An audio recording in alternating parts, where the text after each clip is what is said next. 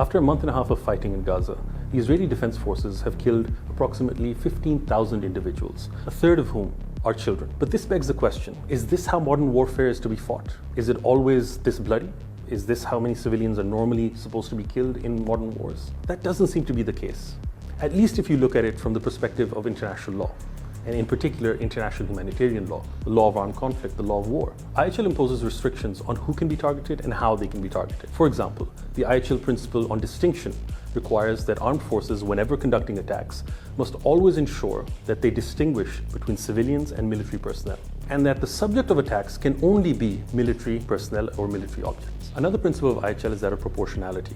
In essence, this requires attacking forces who suspect that there may be civilian casualties from their attacks. They have to undertake an assessment. This assessment requires that the civilian casualties must not be excessive in relation to the concrete and direct military advantage gained from the attack. So if we look at, say, an attack on a tank, for example, if there's civilians close by, we have to assess how valuable is the destruction of that tank in case the civilians are also killed in this attack. And once that is weighed, a determination is made and lawful attacks are determined that way. There's a growing body of evidence that civilians and civilian objects are being targeted deliberately and directly by Israeli Defense Forces. We've seen attacks on ambulances, on hospitals, on homes, and numerous other purely civilian objects. Now, targeting decisions are based on information and intelligence. The problem we see with the IDF is that time and again, their intelligence is being proven wrong. Whether it was the Hamas command center underneath Al-Shifa hospital, whether it was ambulances being used to transport weapons and Hamas commanders, all of those have shown to be wrong. And that's why it becomes extremely important to assess who is actually being targeted on the ground in Gaza. Let's return to proportionality. Israeli targeting is also problematic from a proportionality point of view. Let's take an example, the Jabalia refugee camp attack. Now, Israel was willing to kill over 100 civilians to target a single local Hamas commander. This becomes highly problematic because, as Mark Latimer of the Ceasefire Center states, Israel is willing to accept civilian casualties which are orders of magnitude greater than the US or other countries. This compels us to ask why Israeli proportionality analyses are so skewed.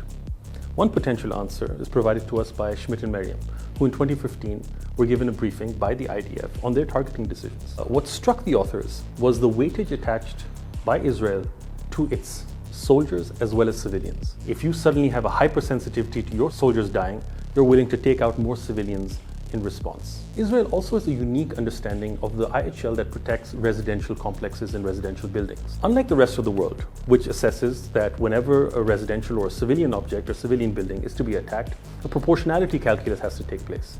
That the benefit of the military attack should not be outweighed by the civilian losses. Israel determines that any building that is used for a military purpose loses its protection entirely, and no proportionality calculation has to take place at all. So what we've seen in the past is that buildings, with say 100 apartments or more, could have one single, say, Hamas office, and the whole building will be destroyed.